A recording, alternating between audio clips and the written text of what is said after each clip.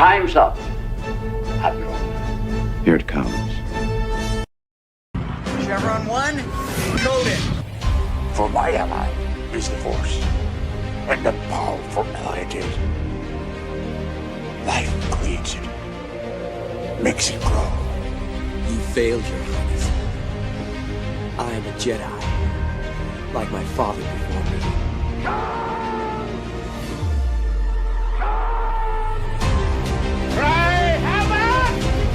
And let's set the dogs of war. Chevron 2 encoded. Conan, what is best in life? Crush your enemies, see them driven before you, to hear the lamentation of their women. It's all in the reflexes. Well, also said you're heavy into martial arts, Tai Chi and all that killer stuff. I suppose we have to register you as a lethal weapon. Chevron 3 encoded. And somebody ought to belt you in the mouth. But I won't. The hell I will. Chevron 4 encoded. Do you expect me to talk? No, Mr. Bond, I expect you to die. Chevron 5 encoded. You take the blue pill. The story ends. You wake up in your bed and believe whatever you want to. You take the red pill. You stay in Wonderland. And I show you how deep the rabbit hole goes. Chevron 6 encoded. While you can, monkey boy. Great Scott. Back off, man. I'm a scientist. You shall not pass! I thought I'd die fighting side by side with Al. What about side by side with a friend? A day may come when the courage of men fails, when we forsake our friends and break all bonds of fellowship. But it is not this day.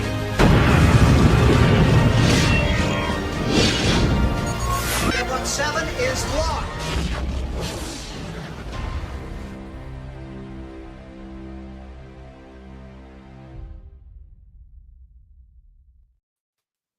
Okay, so I got my new headset here, which arrived really quickly. I'm really surprised it arrived this quickly. And the audio quality is so much better than the last one. So I'm trying to adjust how loud everything is because, like, wow, that's actually really loud. My poor little ears are sensitive. So there we go. Hi, everybody. Welcome to Saturday Night Drive-In, where I strive to uniquely start every episode. We do. Hi, Jed. Yeah. Hi, I feel like we need to clip out that part where you said my little ears are sensitive. It was very sweet. Yeah, Totally against your brand, though. So I think we might need to clip that out. But it is great to be here. I am a little under the weather, though, so I'm hoping that I can bring a good argument to say why this movie is not as good as the original. I'm gonna hate on this movie a little bit. It's still a fun movie. You but hate it's gonna love it. seem You hate love it. You hate. I don't know if I'd put it like that. Okay. I feel like if this movie existed in isolation, I'd be fine with it. Like, yeah, it's kind of fun. Not really have a whole lot of strong opinions on it, but with what came before, it's gonna seem like I'm hating on this movie. It's a lot of subjective bias when you get into that chat. But yeah, again, I'm a little under the weather, so it might not come out as strong as it could. I don't know what it is. Last night we went out for Beardo's birthday. Things got crazy. A lot of people I don't know interacting with them, so I might have picked up something. It's that type of sick where you sleep for 12 hours and still feel dead inside afterwards. I woke up at 1:30 this afternoon. Oh, I woke up only a little bit before that. That's because I went to bed at 5. Yeah, no, I went to bed around 1. So yeah. Well, we'll do our best. And listen. We know that you love Alien, and let's get this out of the way. Alien, especially the director's cut, that is a work of art. That is Ridley Scott doing his full cinema auteur thing, where you're making use of every ounce of director genius and relying on an excellent cast to nail it. And also, it's a horror movie in a sense. It's a suspense thriller horror movie. This Aliens is James Cameron to the T. It's James Cameron. What he does, he picks up somebody else's franchise and then transforms it, but he does it successfully for the most part. So that understanding those ground rules, we'll be able to come to, I think, happy median. Yeah, I love the way that you put it last week. Is Alien is art and Aliens is just dumb fun.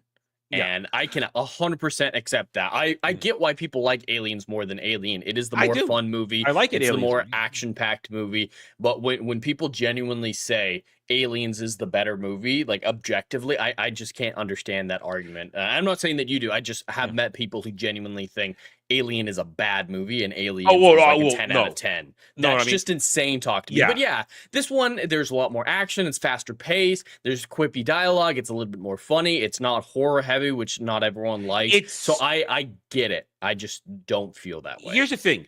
James Cameron gave proper callbacks to the origins with the first movie. There's plenty of horror suspense moments.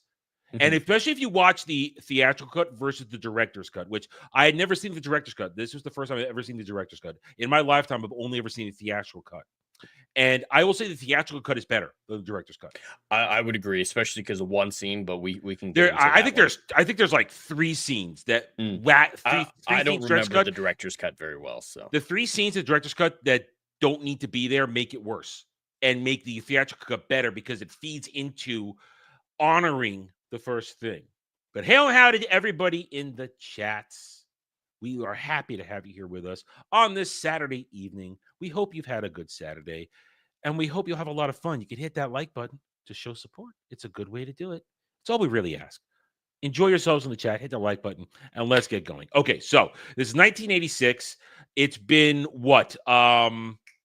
8 years? 7 years. 7 years. 7 years since Alien. And I think it's a brilliant.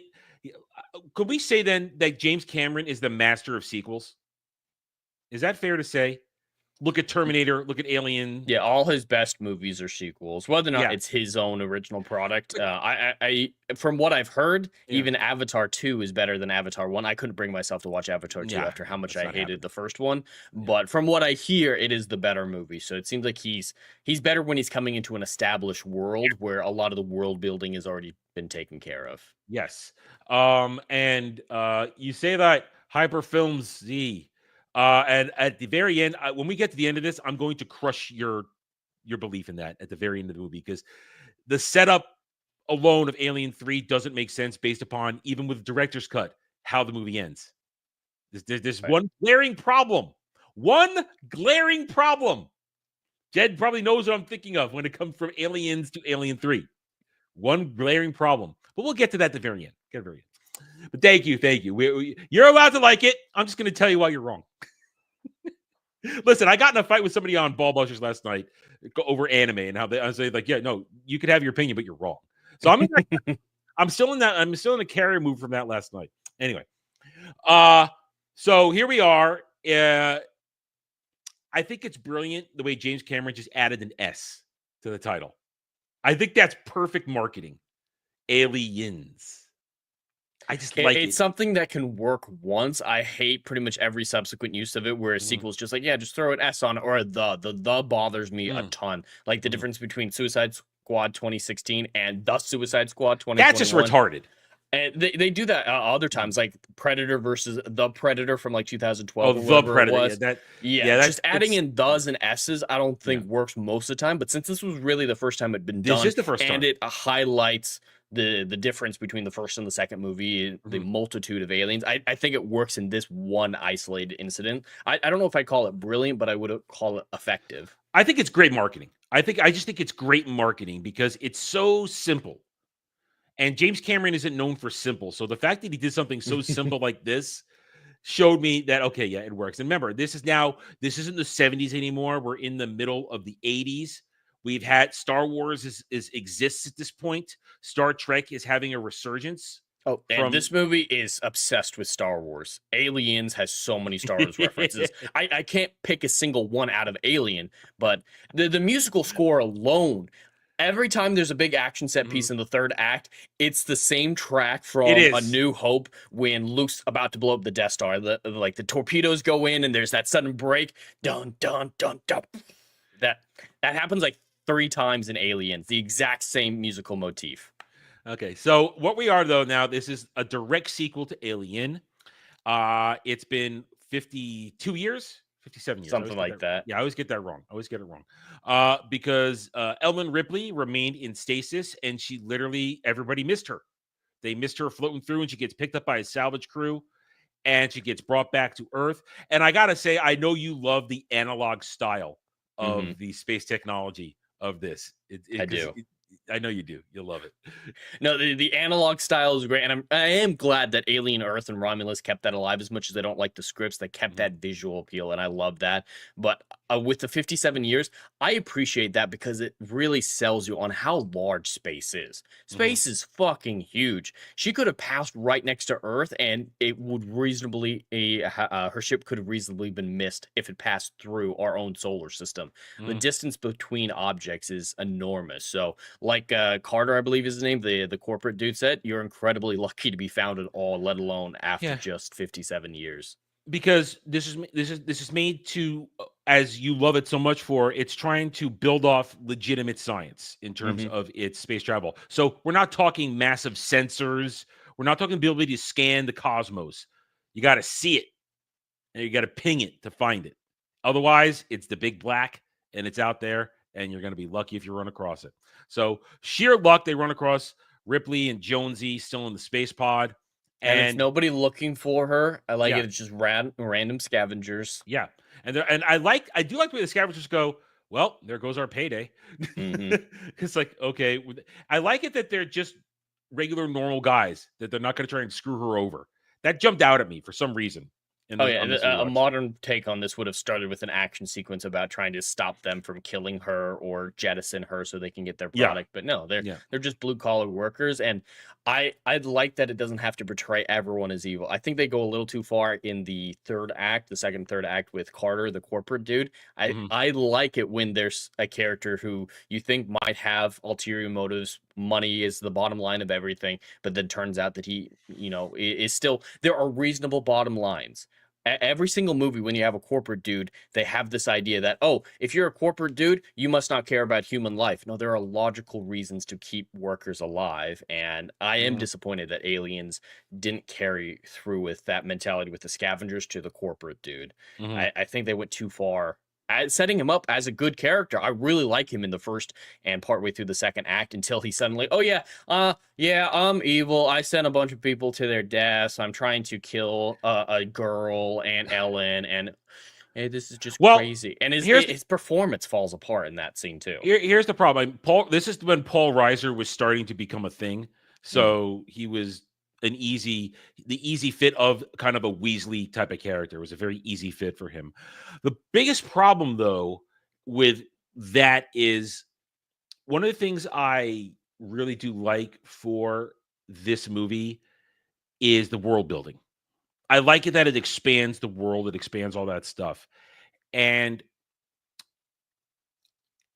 the problem is, I think James Cameron only came to a certain stop with the world building. He came to a point, and it didn't carry over until the third movie where they started to really make the corporate bad. This one, Weyland-Yutani, I think it's fair to say they willingly sent those people to the planet knowing that there were xenomorph eggs there and stuff like that. That is not what's shown in the film. And in the director's cut, they showed it. In the theatrical cut, they make it very clear that they don't believe in the xenomorphs, and it's only Carter sending the message to the colony saying, hey, go check out this derelict ship at these coordinates that leads to them finding the eggs, moving the eggs in. If Weyland-Yutani had, and I actually like this because it supports my interpretation of the original film, is that in the original film, Ash just had a subroutine that's went with Mother about the whole lines of, hey, if you see evidence of aliens, prioritize aliens over the crew. And that's just why they went to the beacon and did all of that. And this film, I think, supports it, because if Weyland-Yutani had known that the ship was there, believed that the ship was there, and all of that, the researchers would have immediately started researching the xenomorphs instead of waiting until they got the signal from Carter and started experimenting with the eggs. Because they were very clear in the lab. These only came in a few months ago. After Ellen was woken up, that's when the first xenomorphs were being moved into the colony. Why would they have stayed there for 20 years and not investigated the derelict ship if Weyland-Yutani had known about it? That would have been the point of Weyland-Yutani sending people if that had been the case. That's a good point. I will take that point. It's a better point. And the movie, I might be confusing different things here with the way I looked at it, because again, the way the director's cut is structured, there's sometimes conflicting narratives going on is the problem. And because because one of the things they do is they show that implementation. They show Newt's family heading out to the space jockey ship, and that's one of the things that ruins it, because you shouldn't see somebody being face hugged. Because what happens is her and her brother stay in the rover, and then the parents come back and you see the father's been face hugged. So he's the first, I guess, attacked individual. And to me, that's a problem, because the way the theatrical cut works, you're on once Ripley's picked up, you don't go back there until the Marines land. But in the director's cut, you're there already, and there's no suspense, there's no buildup. And it takes something away, because what works in the theatrical cut is once they're there, there's the slow buildup, which is what I say. James Cameron is honoring what came before a little bit. He's not throwing you into a horde of xenomorphs right away. He lends a little bit of the horror aspect, not as much as, of course, what Ridley Scott did, but he did enough so that he builds the suspense. Because at that point, when they first go into the fusion factory, whatever, core, where it was, and they're exploring, and Vasquez, I think it's Vasquez, is there, and then suddenly the xenomorph peels off the wall when they're all inspecting. That's proper buildup. You haven't seen shit at that point. But if you go by the director's cut, you've already seen facehugger. And it's I like the buildup better in the theatrical version. And there are a lot of problems with the director's cut. Didn't remember that scene took place, but yeah, pretty much everything I know as the differences between the two, the theatrical cut is the superior version. It is. Because like you're saying, you're losing that sense of suspense, that sense of dread when the Marines are going into the terraforming facility for the first time. And there's the other scene that I really hate, which confirms that Ellen had a daughter back on Earth before she left on the Nostromo, who was 1 or 2 when she left. I hate that from the director's cut. I despise that. I think Cameron wanted to do it to try and show a better bond between Ripley and Newt, but it's like a waste of time. It's a waste of time because she barely reacts to it in the scene. She's like, yeah, I had a daughter. It makes her look like a terrible person, a terrible mother. And I always interpret it as James wanted to show stakes or consequences of her being so far out of time. And but 57 years isn't long enough to just assume your daughter's dead. If you're going to mention a 2-year-old daughter in a 57-year time jump, you have to include a storyline of her trying to find her daughter. But it's they just skip a over throwaway that line to be like, yeah, she likes little girls, and she's sad that she's out of time. And there's a second scene in the director's cut where she's trying to have Newt go to sleep, and it's a whole talking about, I once had a daughter and this and that. It's just leaning into it too much, and with director's cut is about 15, 17 to 20 minutes longer than the theatrical cut. And that scene is a major chunk of it. So that's like a major thing they try to shtup in there. And it takes it away. Because Ripley's story, as I see it when I watch Aliens, it's supposed to be her overcoming the trauma of what happened on the Nostromo. It's her overcoming the trauma. And step by step in this movie is her getting more and more strength to face this nightmare.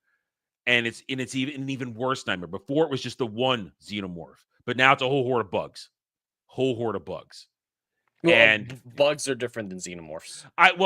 Here's the thing. I know that, but that's me with the comic books, because in the comic books they call them bugs too. So that's a holdover. That's just the thing that I got from reading the comics. So I know bugs are different, but they called them bugs once in the comics when I in a series I was reading once. So that's a thing when I do. So it's a habit. No. If that's canon that I wasn't aware of, no. Yeah. Oh, it's not. Well, comics aren't canon. That's the problem. So it's just a habit I have. I call xenomorph bugs sometimes because Colonial Marines, in particular thing I read, called them bugs when they were familiar with them at this point. At that point, they know they're a thing. It's like, oh, here come the bugs. So No, that's fair. Anyway, yeah. See, I have an explanation. I'm not just saying things because I know in the movie they talk about another bug hunt. So Yep, there's a separate alien race that they've had to deal with or something. Yeah. So I'm just making sure that you know where I'm coming from there. I'm not mixing my metaphors, so to speak. No, you're good. You're good. You explain it. Yeah. So the way it happens though, I lost my train of thought with that one. Okay, the Newt and the Ripley thing. Yeah. So the extra scenes with Newt and Ripley in the Regis cut, it's added stuff that doesn't matter because to me it takes away from Ripley's real story of finding her strength to face this nightmare that crippled her once upon a time. At least the beginning of the movie was crippling to her, having her wake up in the middle of the night. I mean, because they still did keep that original moment where she's redreaming of her re-waking up and suffering a chest burster incident. I hate that scene. I hate that scene so much because it's a trope in a lot of films. I don't know if it started with this one, but you take a real scene, you have needed exposition, and then you pull the rug out from the audience and saying, haha, it was a dream sequence the whole time. I see this type of scene as having your cake and eat it too, but it muddies the waters. After that scene, you're completely legitimate in feeling, hey, is that corporate guy actually real dude, or did she just dream about him? Is the information he gave her real, or did she just dream about it? Just you need to separate those scenes. I know your exposition can be boring and you want to spice it up and you want to have a cool dream sequence. That's fine. You need to split them though, otherwise you're sending mixed messages, and it's lazy writing in my opinion when movies do stuff like this. Fair point. Is any of it true? She could have gone to another scene, never mentioned that corporate dude again, and the audience would have been like, oh yeah, it was just a dream, and a completely different date, like 57 years, 80 years, or anything like that could have been thrown out. That information became unsupported, untrustworthy the moment she had the dream. It was revealed to be a dream sequence, and I think that's damaging to exposition. Fair point. I understand what you're saying. I still think though it's good as a setup for her trauma. And I think the chest burster scene is great. They just need to separate the scenes, is what I'm saying. Okay. So I think it is good. And I wish they would have gone more into her psychological trauma, because they do a really good job about that at the beginning of the first act, going into her waking up, feeling the chest burster. All of that stuff was really great. I think they could have gone farther.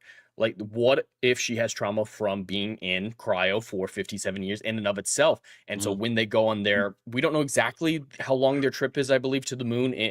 I'm sure there's a problem. It clearly had to be some amount of time because of how all the colonists had enough time to get some face huggers and bring them to the lab before from the when she was overran discovered. over that. Yeah, I'm specifically talking about when Ellen is recruited and the Marines go to the moon. We know in the original Alien film that it's 10 months from the moon where the xenomorphs are to Earth when they're low on fuel. They're specifically like, hey, this is going to take longer. So we'll use that 10-month benchmark as if that were true, even though it's most likely going to be significantly less than that with advanced technology and fuel, full tanks. I think it would have been interesting for her to go, all right, we're going into cryo for 10 months. We got to get to this moon. I don't want to go back into cryo because I'd be scared if I'd ever wake up. So having her staying awake on the ship and researching, figuring out about this colony, and it can just be a few throwaway moments. Like, it's not going to take a whole lot of screen time, but it builds that she's afraid of cryo and make her getting into cryo at the end of the film a big deal. Like, all right, Newt, this is how we have to do this, and showing her overcoming that psychological elements. But yeah, it feels to me like they nearly forget about it. Once they get to the moon, her psychological storyline is mentioned a few times in a few subtle ways, but it's virtually forgotten. Well, it's James Cameron. I mean, he'll set things up. He will give it surface level attention, and he's going to move on to the next thing because, like we said at the beginning, this is an action movie. It starts as a suspense. If you watch the theatrical cut, it starts suspense, slowly builds, but then it devolves into an action movie, which I'm fine with. I'm completely fine with, because I'm not looking for art at this point. I'm looking for a fight, because we've got Marines. We've got a colorful bunch of Marines, only 4 of whom are really necessary to the story. The rest are just lunch meat for the xenomorphs. But they're red shirts. Yeah, essentially. Well, they're there to show how vicious the xenomorphs are, and how vicious more than one is, because I think that is something that I do like in the movie. We know that one xenomorph against a bunch of untrained people clearly is going to own the day. But we're talking about now a bunch of xenomorphs under, and I know you hate this because you mentioned me last time, and we'll talk about it in a few minutes, under the direction of a queen with rules of engagement where they're not necessarily out to kill, but they're out to harvest. How they're going to engage. And you're engaging against Marines armed to the teeth. Of course, the Marines got gimped when they realized, oh shit, we can't shoot live rounds in here. We're going to hit the fusion core and cause an explosion, blah, blah, blah. But then, Vasquez and her buddy still, reloaded and we're ready to go hot in attack. But I think it was necessary at that point once it gets bad. And I give James Cameron some credit. You never get a clear shot until later of the xenomorphs. It's a lot of quick cuts in and out or quick shots, only see part of it here and there. I think it still managed to do a proper homage to never getting a clear look at the xenomorph in Alien until later in the movie. That should be the rule of thumb. The draws method should be applied to every Alien film. Yeah. Although it was necessary, I think, to have the queen. And I know here's where we might as well get into it now. I know you mentioned to me last time when we were talking about this, you are not a fan of introducing the queen. I'm not a fan of a lot of the xenomorph changes in this film, and even the ones that you mentioned with having a multitude of xenomorphs. I get one xenomorph more than enough for an untrained crew, but it's still they're pathetic in this movie. Vasquez pushes one with her foot and kills it with a normal ass pistol. The xenomorphs are chumps in this film. They're only frightening and scary because they have so many numbers. If there were 10 xenomorphs, movie's over. Hey, we'll shoot them up and it's all good, mate. They're just a horde. They become scary because of a horde mechanics rather than one enough to take out a bunch. Even if it was just like 3 that was able to stand their own against the Marines, that would be better. But no, when you see them die, they die like chumps, and their skills are inconsistent. Like at the beginning of the entry into the terraforming facility, you see the blood stains and the acid through the multiple decks. Looks like 4 decks have been burned through with the acid, which is fits with the first movie. And you're like, all right, we're keeping the acid. And then Bill Paxton gets a whole bunch on his arm, and it just kind of burns him a little bit. Oh, you might go wipe it up. No, that's taking your fucking arm off. Just everything. It feels like they're neutered. As the film progresses, they get more and more neutered. So the Queen became necessary at that point to show a new antagonistic force. He diluted the threat of the xenomorphs to such a degree that he needed to make one big one to make the final fight action-packed. And it wouldn't be if it was just normal xenomorphs. So I feel like the Queen is a response to dumbing down the xenomorphs. And I despise that. The xenomorphs are supposed to be frightening and formidable, even against Marines. But couple shots, they're done. Oh, a normal ass pistol? Yeah, they're done. She's able to hold it down with her foot. Well, it was a crowd. It was a tight space. It was a tight space. It has a spiky tail. It has the sickle tail. I don't think the sickle tail had enough room to get her. It has arms. It has claws. It has so many things. It just lays there and lets her do it. It doesn't even try to resist. It's not even like thrashing. It's just like, oh, it's my time to die. I don't think so. I think they're pathetic. They start out good with the first wiping out of a lot of the colonials, but the Marines. But as the film progresses, they become less and less of a threat and more easily taken care of. And it's just disappointing. I think that's why the Queen exists, because they made him so easy to deal with that you needed something that was a more formidable threat. Well, and the Queen fight's great. I think it shouldn't have had some music, but the Queen fight's great. Oh no, I think the lack of music is actually better. I was thinking about that. I think the lack of music when Ripley and the Queen are going at it, I think that makes an even stronger scene, because it's just you hear every little bit of it. Now, well, to counter what you said, I somewhat disagree. I think that they're still aggressive enough of a threat. I think that it's an appropriate balance between the artillery that's brought to bear them. They describe in great detail the strength of the rounds and the guns and this and that. These are, not talking about Vasquez's last minute thing. I'm talking about full on automatic rifles with the types of rounds in it. Those things are meant to annihilate something. And I think it's a fair thing to have a balance of, yes, these things are tough against anything. But if you come at it with good artillery, good hardware, you're going to put a dent in them, which to me, I'm okay with the changing of having it be kind of a, for lack of a better term, even though we're talking 20 years later, a Zerg mentality where it's a horde, because we go back to Alien. There were lots of eggs there. There were just nothing for them, for a face hugger to host onto, until the crew of Nostromos just kind of wandered in there and got it. So, one, something had to have laid those eggs, in my opinion. Whether or not Ridley Scott came up with a queen or not, and when he came up with the idea, I'm not going to venture to think about that. I don't know if we even discussed it in the previous review when we did Alien. I don't know if that topic came up, but something had to have laid the eggs. So to me, it makes sense that there was always a queen there somewhere on the planet. Maybe not in the space jockey ship anymore, because she had to be there at one point in laying the eggs, but she had to be there. So I think the queen's existence is a necessary continuation of the logical thought there. Now, as to having her be tougher than that, well, of course, I think the top of the food chain of a species is going to be stronger than everything. Now, this is now non-canonical stuff I'm going to bring in here, but that's a small queen too, by comparison to other queens I've seen in other Alien content, let's just say, or comics, stuff like that. There are much larger queens out there. She's actually a relatively small queen by comparison, but that's non-canonical stuff, so I can't really say this or that. But she's still a massive threat. Go ahead. To talk about that, I do agree that something needed to lay those eggs. There's a lot of explanations that could go into it. We didn't know that the xenomorphs that we've seen thus far were drones until this film, so there could have been males and females of the xenomorph species, or just occasional females. So it's a bunch of queens, but they're about the same size as drones. There's a lot of great explanations. Queens, just like one big queen for one whole colony, feels cliche to me, honestly. It's this thing where in sci-fi, when there's aliens, it feels like half the time they're based on insects. And there's the thing. There's the thing, though.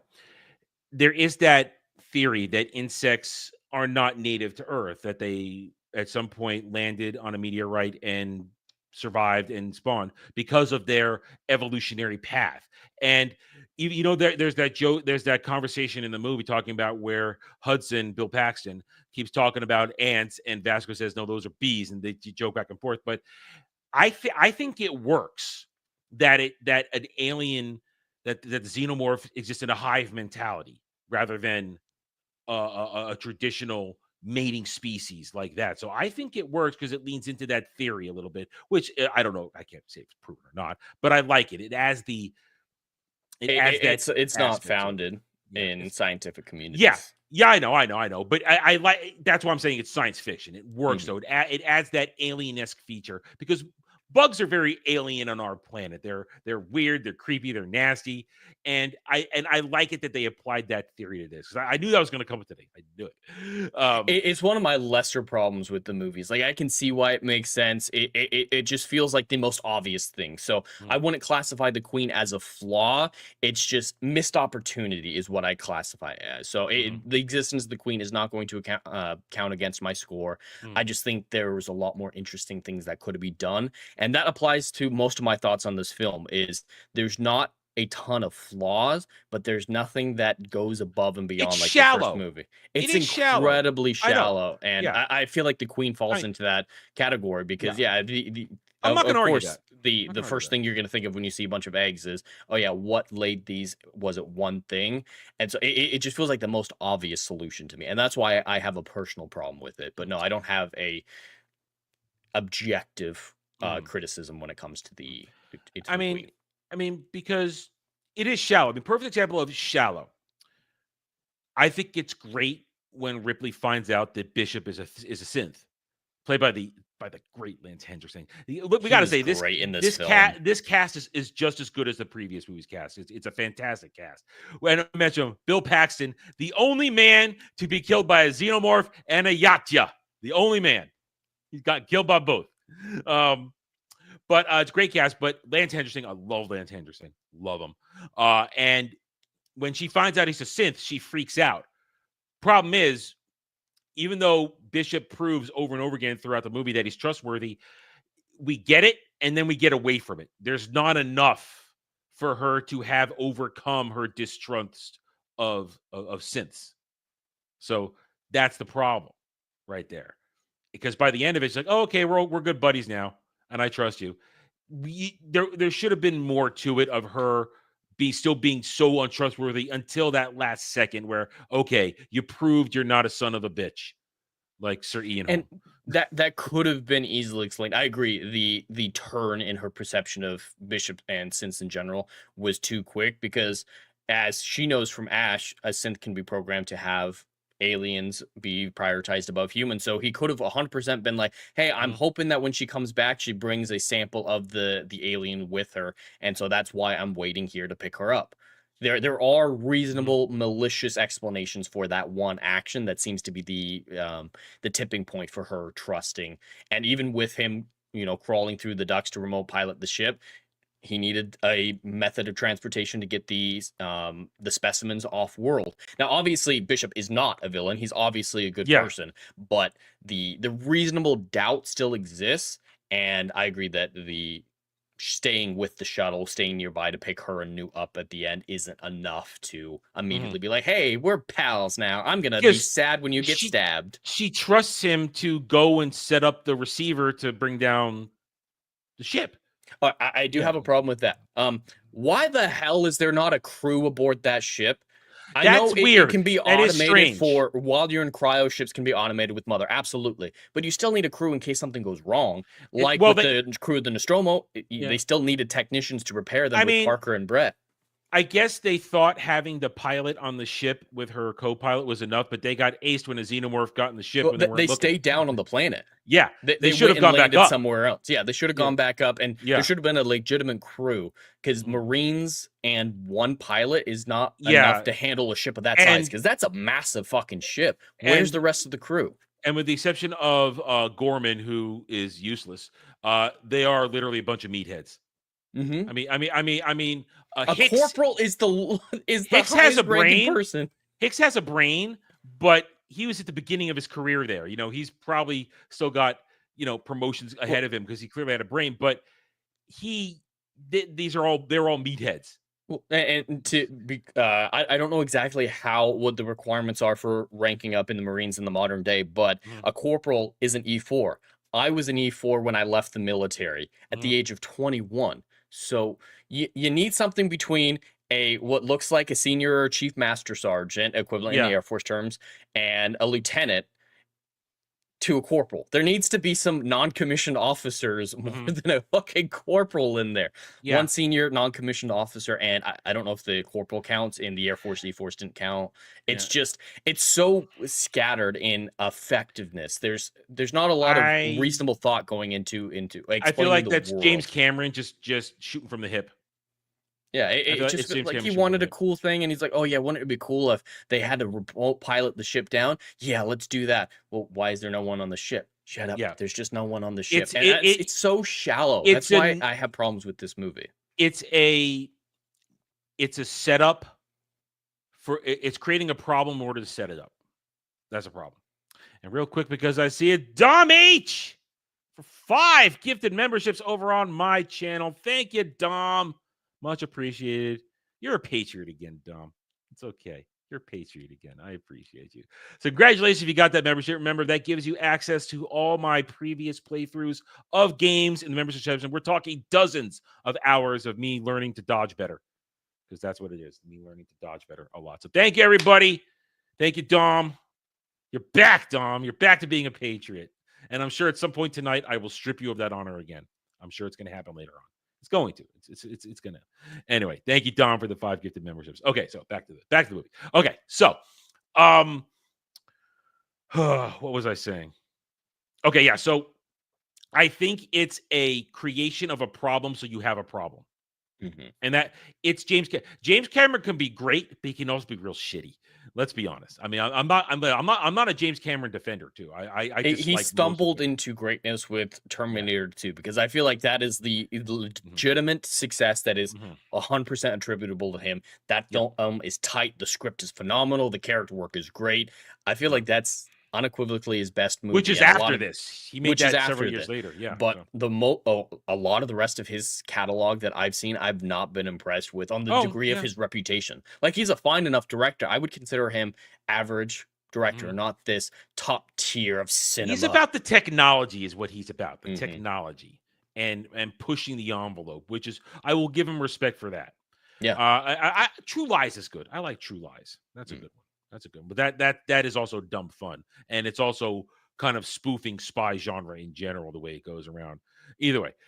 But here we are. So that, I agree. That is a big problem. Where's a crew on this ship? This is a military ship with big ass guns that can, bombard a planet if necessary. And Marines aren't, assigned to a ship. Yeah. They're Navy, but not Navy. You know what I mean, they're in the Navy, but they're not Navy. So you know what I mean. I know how it works. I swear. You've seen NCIS. Yes, I have. I'm actually rewatching that right now, actually. Just remember to stop properly. Oh, I usually like Tony when Tony leaves. I'm getting ready for Tony and Ziva next month. I am so on the fence. I don't know if I can do it. I had a dream that I was watching it a few nights ago. Really? It was crazy. I had this whole dream where I'm watching. know if it's good. You let me know, because I'll watch it when it's done. Is it being batch dropped, or is it being? No, it's weekly, and it's not a full season. Like it's like 6 or 8 episodes, something like that. Yeah, it's a mini. You let me know. Because I ironically but a few short days ago, earlier in the week, I had this whole dream where I was watching episodes of it. Crazy. I'm not liking Kate as much as I used to. Oh well, listen. Kate was great, but Ziva is GOAT. Absolutely. Ziva is GOAT because Ziva has a real arc, a real story. Goes from being the weapon to the investigator. And it's great. There's a great line. I think it's season 4, maybe 5. They're playing. We're going off tangent because I have to. I'm sorry. I can't let this thought go away. They're protecting some guy who's going to turn on her love. And at one point, Ziva's alone in an apartment with two guys with guys come both doors. And somebody says to Gibbs about her, does she have any weapons? And Gibbs just goes, she is the weapon. It's like, yes. Yeah. She earns it. And unlike Kate, Kate's always like, oh yeah, well, you think I'm not good because I'm a woman? You don't think I could do it because I'm a woman? Ziva's just like does the badass thing. And people are like, wow, that's impressive. He's like, hey, I just did it. Yeah. It is what it is. Different training too. Anyway, back to Aliens. Damn tangents. I love them, but I hate them at the same time. Because I know so much. You could say something. It's, yes, I'm going to go off on this tangent because that's how it works. But going back to the point, yes, they're not Navy, so they're not trained to operate this vessel. Yeah. If something goes wrong, they can't fix it. If they need to change course, you have a pilot. There's a lot more that goes into it. They have a navigator. Navigation is incredibly important in space travel, even more so than it is on the open water. You need a actual crew. And that's a big ass ship. That's a big ass ship. It's massive. So I can totally buy that they don't have any communication equipment that can reach out of the atmosphere except for on the ship, and that gets blown up. The analog nature of the technology. Yeah. So when that other ship flies and crashes in, I mean, it's kind of cheesy that it crashes into the rover, but okay. When that goes down, they're like, all right, we don't have a way to contact the ship. Let's try to get to the communications, or have Bishop go to the communications tower and call down help. That I could 100% buy, but they wanted him to pilot it for some reason. And I think it sets it up for the end where it's just partial Bishop, Newt, and Ellen surviving. And Hicks survives. No, that's right. I was just thinking of Alien, and I don't remember. Alien 3. Hicks is out. He's just out for the count because Bishop basically doped him up for the pain because he took that acid right to the chest through his armor. I have seen The Abyss many times. I recently, a few months ago, rewatched the director's cut. Jed, have you seen The Abyss? I have not. That's a heavy movie, and that's a heavy movie. You think it would be up my alley? Maybe it gets a little environmentally towards the end, but then that's James Cameron.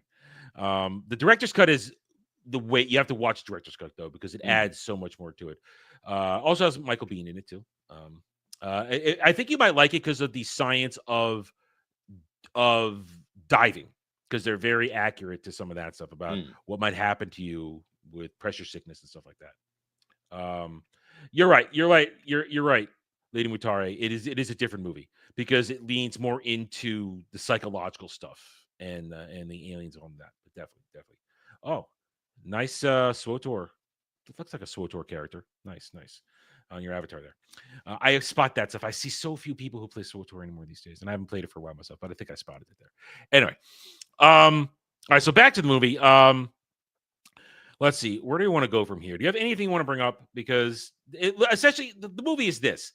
We don't even talk about why they're there. They're there to find out what happened to the colonists and to kill anything that's there. And Paul Reiser's character screws everybody over by setting up the whole situation and then trying to once again write his own check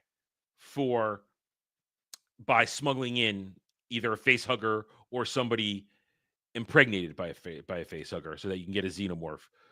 And it all falls apart because the xenomorphs are smarter than they knew. The Marines get wiped out, and then it's basically trying to get out of there because they get on the time limit. I do like the way they say, let's blow it all the fuck up just to be safe. And everyone's like, yes, let's do that. Oh, wait, we can't get out of here now. Oh, it's going to blow up anyway because we did damage the fusion reactor. So they're on a time limit, and it's all about getting out of there. And it's basically survival is what it is. It's all about survival. And in the end, third act is full-on action movie at this point. Shooting, going back and forth. And I still love it.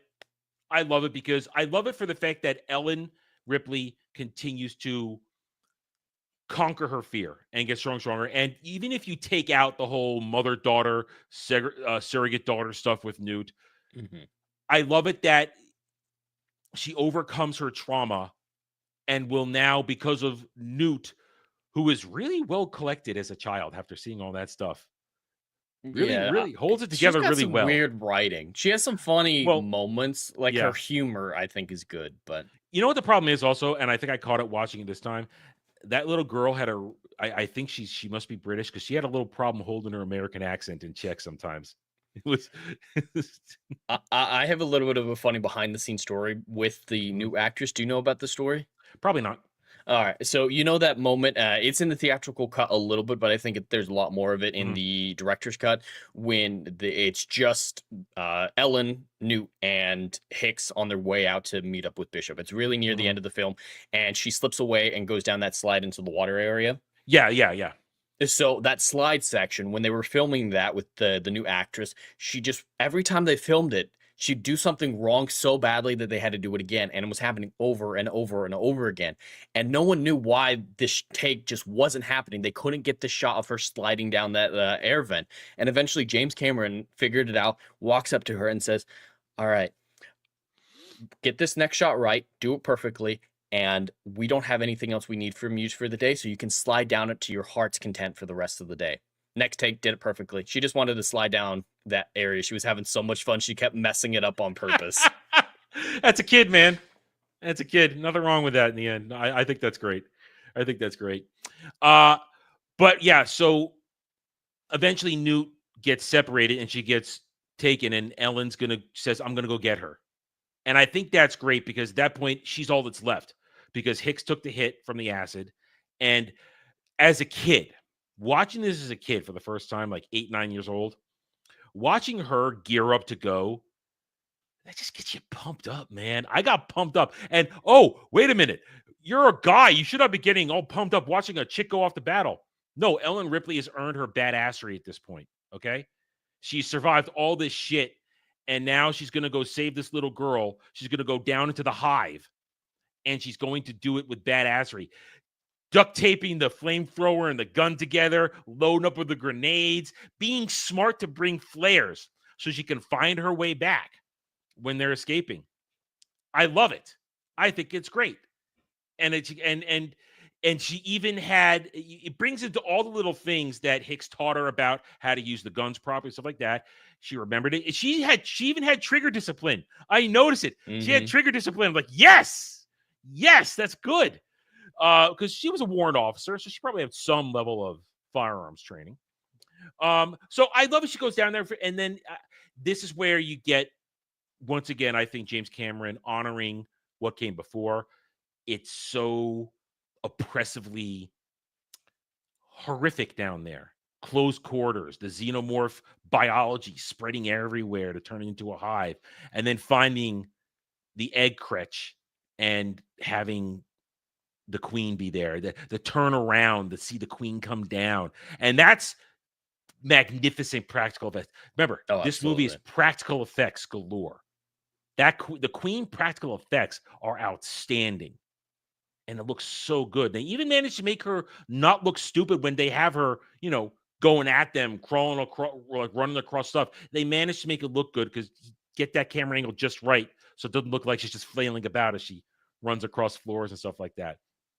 I think it's all great, comes together, and it does culminate in what I think is a fantastic one-on-one fight between Ripley in the loader and the queen. Because here you have to understand this too. I'm watching this during its original run. A couple years later, I was a little too young to watch, but I saw it a few years later when it's on television. And I'm already a kid. I have seen a lot of Robotech. I've seen Voltron. I've seen monster stuff. In a very encapsulated moment, I'm getting a mech versus a kaiju. And it's just speaking to all my little weeb nerd levels. And it's like, yes. And it's a well choreographed fight within the confines of what it is. It's a grapple fight, and it's good. It's not backflipping, jumping around. The sickle tail is used brilliantly. And we know how strong the queen is, because she just, with all arms, rips Bishop in half. And there's a little bit of body horror for you too in that moment. James Cameron gets a little bit of body horror with Bishop just oozing synth blood everywhere and his spine wiggling, and he's covered in shit. He's spitting up, and it's great. I think it's a great final moment of it all. And like you said before, or like I said before, I like it that there's no music in that fight. It's just you hear the this and that, and Ripley's. I mean, also that line, "Get away from her, you bitch," that was iconic for years. And I'm going to come back to my final thoughts on this about that. It's iconic. And then you hear her frustration, her anger, her rage at fighting against what to her now is the peak of this nightmare that has been plaguing her for all this time. And she fights it off, and then fights it. I think it's an intelligent fight too. It's an intelligent fight, showing smart fighting. And I love it. And then now I do have one problem. My only problem with that is, how is she climbing out of that cargo thing with that vacuum pulling on her? No, I might have missed it, but why didn't she just close the outer airlock door after I the queen don't left? think there was a closing mechanism within there. I think the closing If mechanism, there's an opening mechanism, there's a closing mechanism. Maybe it only would close part of it. I don't know. Maybe she need to close the whole. I don't know. That is the one part that is a problem here. Why not reverse the lever? The wheel was broken. Fair enough. Maybe I missed it. And she had to go up to the hatch to get the buttons to close it. But it's a great scene, and I love her segment. And at this point, it puts Ellen Ripley on that Mount Rushmore of, look, this is why we say Ellen Ripley, strong female character, because she earned it. I think the chat is talking about a different thing, because when the craft crashed into the platform on the planet, I don't think that's related to the airlock that we're talking about. I don't know. That wheel being broken might be about something else. Well, okay. Well, either way, it's just a thing. So that's my one part. I just worry, how did she like pull herself up there? I don't know. So anyway, now there also is a thing. I guess the queen, it could compact herself, because that was a tight fit in that landing gear well for the queen to get in there and hide. Now it does make sense, because when Bishop gets rocked over, the ship does shift over to where the queen was. So I was waiting to see, because I couldn't remember, has the queen get on the ship? Okay, the ship shifted over. She could have scrambled they up showed inside that. the wheel. Yeah. No, yeah. I think that's the moment lady in the chat's talking about. We're talking about when the queen is ejected from the mothership out in space and killed. That's the airlock we're talking about. No, it shows enough that we can 100% buy. I buy the now, lander. Here's where I'm going to ruin somebody from in the earlier chat. get the name right, Hyperfilm Z, when he said, Alien 3, here's where I'm going to have a problem now. So it's a complete victory. Ripley wins. Newt is safe. Hicks is sleeping it off. Bishop is also now going to sleep it off, get repaired. Remember the whole point of Alien 3 is when they clashed, she got face hugged. There's the Queen didn't have time to drop an egg. There, because literally they get out of the dropship, and Bishop is literally ripped in half as she emerges from the ship. The only time we saw her laying eggs was with that full contraption thing that is gone. She needs the thing. Is that part of her? Is that biological? Is that a machine that they crafted? We don't get a whole lot of details of how she's able to detach a thing that's twice the size of her body and go flying. The egg sac is a process because it has to go through the whole thing and maturation and drop out as a fully formed egg. So there's no way she had time to lay an egg. And I don't want to hear leftover. I don't want to hear leftover because you see the egg sac. It's literally a process. So I don't see how that happens. The start of Alien 3 is just ridiculous. But dropping the egg somehow, and then the emotional resonance of the victory at the end of Aliens with, it sucks that so many people died, but at least there's Hicks, there's Bishop, there's Newt, and there's Ellen. And then that movie starts and oh yeah, everybody but Ellen is just dead now. Yep, they're all gone. That's why I say I basically, this ends at Aliens for me. I find most of the rest of Alien 3 inoffensive. It's not good, but it's not damaging to the canon necessarily, like pretty much every subsequent entry. Because this movie is hurt a lot by Romulus, by Alien Earth. It's hurt a lot. Aliens especially. Have you watched another episode of Alien Earth yet? I did. Let's just say the xenomorph that they've been building up to gets ganked in like 2 seconds off screen. Oh. Off screen. By a dagger. Oh. Well, here's the thing, though. Now, going back to this. Now, remember, I wanted to say this with some of the lines. This is one of the reasons the Aliens, along with Alien, are both really in the zeitgeist DNA. So many things from this movie still exist in terminology. Game over, man.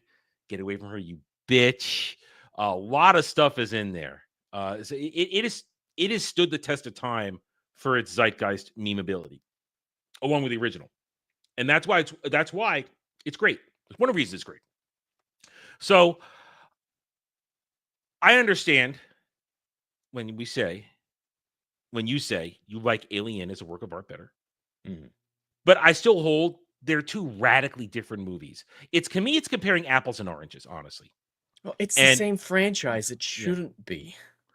See, I think it's fine because I think it evolved. I think one thing James Cameron is good at is evolving something to hopefully branch it on. Because if you take out the rest of the movies from Alien 3 and beyond, there is a large amount of good content between comics and novels that people have enjoyed, and games that people have enjoyed for a lot of years.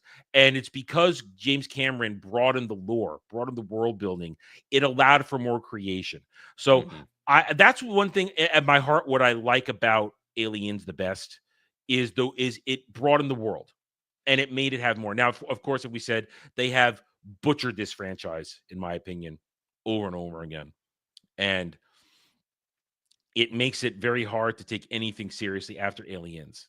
So anyway, Fernandez T for $5. Aliens is still my favorite movie.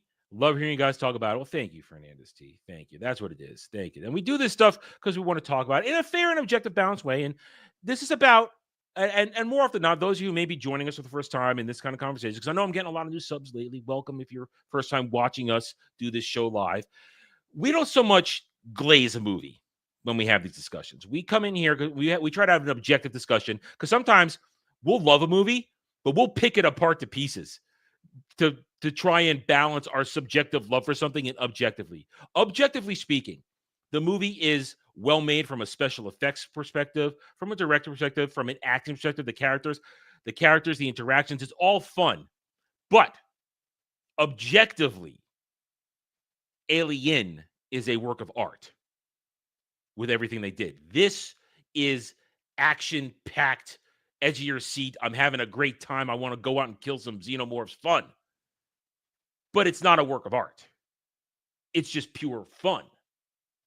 And Ridley Scott is a superior director in his time back to than compared to James Cameron.